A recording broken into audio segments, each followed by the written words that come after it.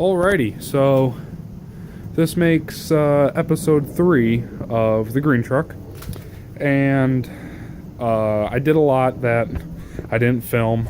Starting with, I put the bed back on, I got the doors back on, I pulled the dash out, and then I kind of put the front clip back on, but really all that stuff only took me a few minutes to do. It's not like you missed a whole bunch, especially with the bed, because like it was as crude as when I put the cab back on. I just slid it right across the grass here on its side, and then I kind of stood it up right in this area and just pushed it over onto the truck, and I just kind of pulled it kind of in place. It's not even bolted down, it's just in place. I still have to do the filler neck, fill that up.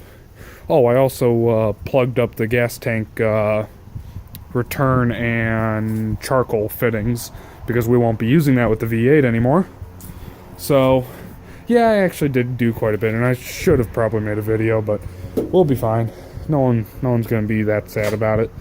What I'm doing right now is I'm going through the original engine bay harness, and I'm trying to pull out as much 4-cylinder related stuff as I can without accidentally going into more important stuff, which I might have already gone a little too far on, because what I did is I started by just cutting the wires, the plugs that went onto the back of the ECU right off of it, and from there I just started tracing wires and pulling them out of the looms, and anything that wasn't connected to the ECU got to stay. Well, with the exception of like the starter relay. I know which wire it is. It's one of these purple wires, whether it's that one or the one that hangs out of here. It's probably this one. I'm bad at the camera. It's probably this one. Don't think it's that one, because that one's a little far away for it. Plus the key is on its own circuit, or not even circuit, its own cluster of wires compared to the rest of the dash, and the rest of the dash kind of goes over there. The column is on its own thing kind of in this region, so it's very likely it's in that pack. I know which relay it ran to, and I'll be hooking that up probably when I have the actual engine in here, so I know what I'm doing, where everything's got to fit. But right now I'm just trying to go through, cut back on the wires like this. I just took the bundle, because who knows if I'll be using one of the ones on the other side that goes to this, so I just bundled up, left them long enough so I could solder onto them.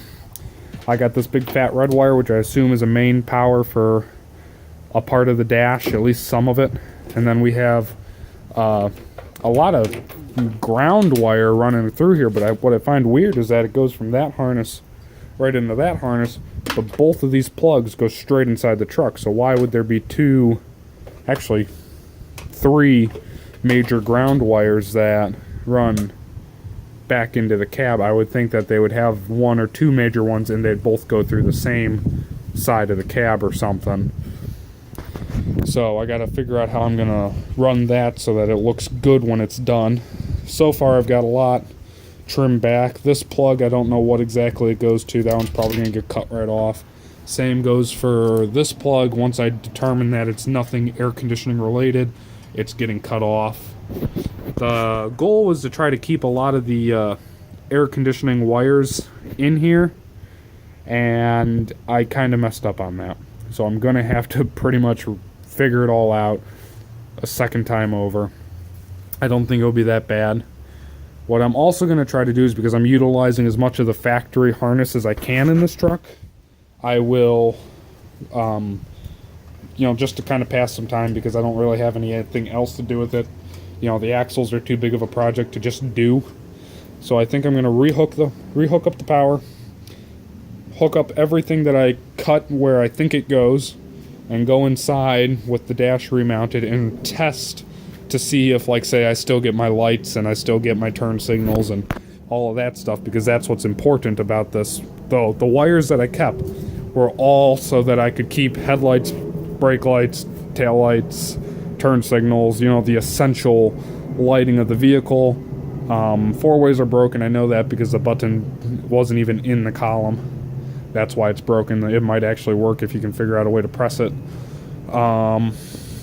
And everything else, like for the engine, because it's going to be a very basic carbureted engine, all I got to do is run the I got to rehook up the starter relay and hook up the distributor to a relay, or I could hardwire it, but I'm probably going to do it through a relay because that's supposed to, that's how you're supposed to do it, even though that's not how I did it in the gray truck. But trying to think of what else I can say. Like, really, I'm just trying to keep air conditioning and factory lights, and I want to keep all the dash lights working, like, or not the dash lights, but like the dash here. If you look at the bottom of it, we got this little doobly-doo, and there's another one down that ways. And I want those to work so that when we get new door switches, when we open the doors, all the interior lights will come on the way it's supposed to from the factory, and so on. So, basically just trying to make it a really clean truck that works exactly how it's supposed to, but the only exception being that there's a V8 in there, not a 4-cylinder, and that hole's going to be patched because it's going to be an automatic.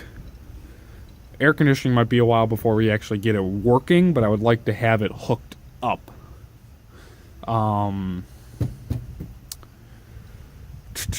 I added some accessory switches to my main panel here. Let me get it somewhere that's easier to see. So this is the main bezel on the dash. This is where your gauges would go. There's a air vent that's supposed to go in there, but it's broken, so I took it out. Radio, air conditioning controls.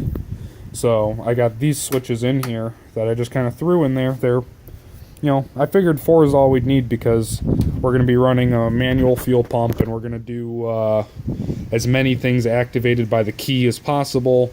We're going to keep the factory parking light switch and headlight switch so that we don't have to actually do that ourselves. We don't have to come up with switches for it. We already have it, and they work. These switches have blue LEDs in them. There will be new ones bought that have green LEDs, but for test fitting purposes, the blue ones will work just fine because they're the same brand, same model, just different color LED in them. So I got those all mocked up in there. I might throw that vent back in just because this is an ugly thing without it.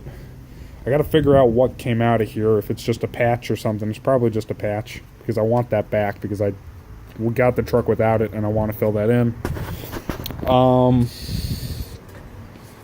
Gonna use the factory air conditioning controls.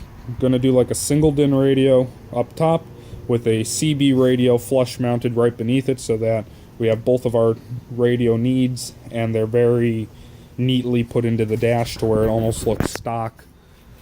Almost looks professional because I ain't quite professional.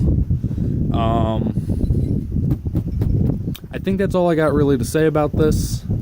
No real work log right now. I might record something, add it in the end. This has just been actually, I take that back. This has just been a rambling session. If I do decide to make some type of work log, it will be an episode 4 thing. So that's all I can think of for now. Just wanted to give you a little update on the truck before I get too far ahead of myself and make it a whole nother thing from the last time you saw it. Because right now all it is just a bunch of body panels and switches. Well, sometimes I do too much work in too short of time. So, yeah, so thanks for watching. Not just a little bit of a ramble video, and see you next time.